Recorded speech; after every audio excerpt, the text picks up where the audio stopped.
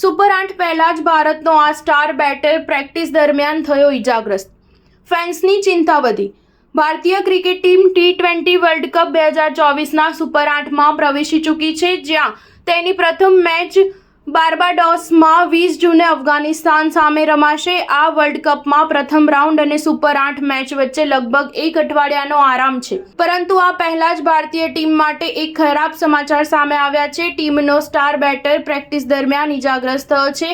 ICC world T20 ranking number 1 batter Suryakumar Yadav net practice દરમિયાન ઇજાગ્રસ્ત થયો છે. થ્રોડાઉનનો સામનો કરતી વખતે બોલ તેના હાથમાં લાગ્યો હતો. આ પછી તરત જ ફિઝિયોએ સૂર્યાને તાત્કાલિક સારવાર આપી. જો કે આ દરમિયાન એક સારી વાત એ હતી કે સૂર્યાની ઈજા બહુ ગંભીર ન હતી. પેઇન કિલર અને સ્પ્રે છાંટ્યા બાદ સૂર્યા ફરીથી ચાર્જ સંભાળ્યો અને બેટિંગ કરી હતી. જ્યારે સૂર્યા ઇજાગ્રસ્ત થયો ત્યારે ભારતીય ટીમના મુખ્ય કોચ રાહુલ દ્રવિડ ખૂબ જ ટેન્શનમાં જોવા મળ્યા હતા.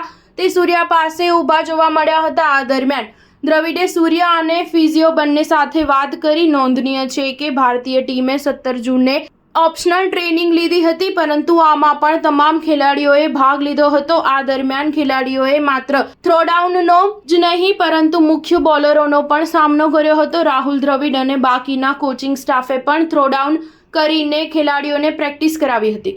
સૂર્યા આગામી મેચોમાં ભારતીય ટીમ માટે ખૂબ જ મહત્વપૂર્ણ ખેલાડી સાબિત થવાનો છે.